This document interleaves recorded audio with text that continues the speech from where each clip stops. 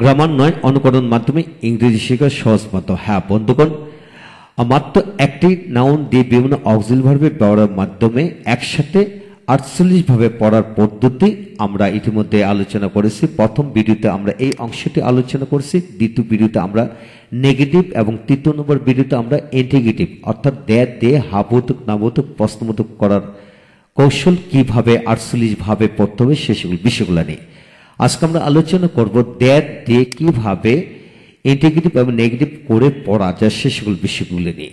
তাই আসুন ভিডিওটি প্রথম থেকে শেষ পর্যন্ত দেখি, পুরো বিষয়টি বুঝে নেই। হ্যাঁ বন্ধুগণ, আজকের এই ভিডিওটি Khan method a complete book of written spoken English grammar এই বই থেকে নেওয়া হয়েছে। এই বইটি সম্পূর্ণ বাংলা অর্থ সহকারে ভিডিও লেকচার আলোকে তৈরি করা হয়েছে। ইতিমধ্যে এই বইটির উপর 550-এর অধিক ভিডিও লেকচার তৈরি করে ফেসবুক ইউটিউবে দেওয়া হয়েছে। সেগুলো দেখুন, প্রতিটি ভিডিও আপনাদের কাজে আসবে এবং ভালো লাগবে। এছাড়া এই বইটির ওপর পুরো ভিডিও লেকচার যাদের দরকার তারা আমাদের সাথে যোগাযোগ করতে পারেন, প্যান্ডেবেল নিতে পারবেন।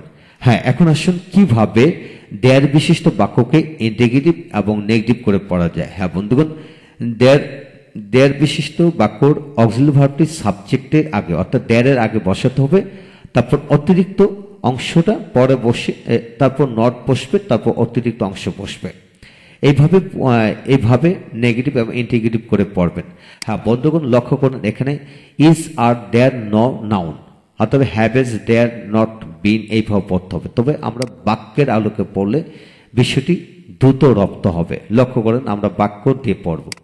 এইখান থেকে লক্ষ্য করেন, যেমন is there not any educated person in your house, তোমাদের বাড়িতে কি কোনো শিক্ষিত লোক নেই? অর্থাৎ is there not any educated person in your house, তোমাদের বাড়িতে কি কোনো শিক্ষিত লোক নেই? আর there no many educated persons in your house, তোমাদের বাড়িতে কি অনেক শিক্ষিত লোক নেই? Has there not been any car in your house, তোমাদের বাড়িতে কি কোনো গাড়ি রয়েছে না? Has there not been any car in your house, তোমাদের বাড়িতে কি কোনো গাড়ি রয়েছে না? Have there not been two cars in your house, তোমাদের বাড়িতে কি দুটি গাড়ি রয়েছে না? Was there not any educated person in your house, তোমাদের বাড়িতে কি কোনো শিক্ষিত লোক ছিল না? Were there not two educated persons in your house, তোমাদের বাড়িতে কি দুজন শিক্ষিত লোক ছিল না? Had there not been any educated person in your house, তোমাদের বাড়িতে কি কোনো শিক্ষিত লোক ছিল না? Will there not be any car in your house, তোমাদের বাড়িতে কি কোনো গাড়ি থাকবে না? Will there not have been any car in your house, তোমাদের বাড়িতে কোনো গাড়ি থাকবে না বা রয়ে থাকবে না? Should there not be a car in your house, তোমাদের বাড়িতে কি একটি গাড়ি থাকা উচিত না? Should there not have been a car in your house, তোমাদের বাড়িতে কি একটি গাড়ি থাকা উচিত না? Should there not be any car in your house before, তোমাদের বাড়িতে কি কোনো গাড়ি আগে ছিল না, আগে থাকতো না? তারপরে would there not have been any car in your house before, তোমাদের বাড়ি থেকে আগে কোনো গাড়ি রয়ে থাকতো না? Can there not be a car in your house, তোমাদের বাড়ি থেকে একটি গাড়ি থাকতে পারে না?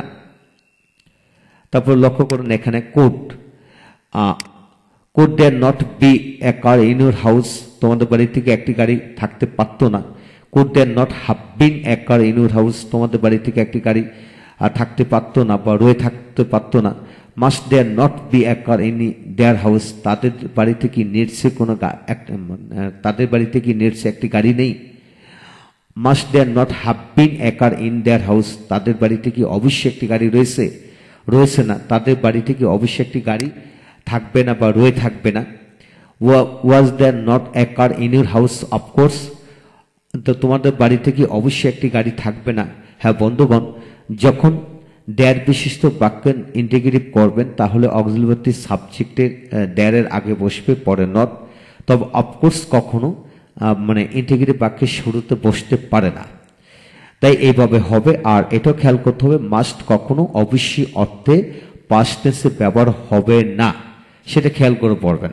তারপর আসে need there not be a car in your house, তোমাদের বাড়ি থেকে একটি গাড়ি থাকা প্রয়োজন না? Need there not have been a car in your house, তোমাদের বাড়ি থেকে একটি গাড়ি থাকা দরকার না? Do there not have to be many cars in the house, বাড়ি থেকে অনেক গাড়ি থাকতে হবে না? Does there not have to be a car in the house, বাড়ি থেকে একটি গাড়ি থাকতে হবে না? Will there not have to be a car in the house, বাড়ি থেকে একটি গাড়ি থাকতে হবে না? Must there not have to be a car in the house, বাড়ি থেকে অবশ্যই একটি গাড়ি থাকতে হবে না? হ্যাঁ বন্ধুগণ, এই হলো মূল আলোচনা। দ্যাট দিয়ে কিভাবে ইন্টিগ্রেটিভ প্লাস নেগেটিভ করে পড়বেন সেসব বিষয়গুলো নিয়ে এখানে আলোচনা করা হলো।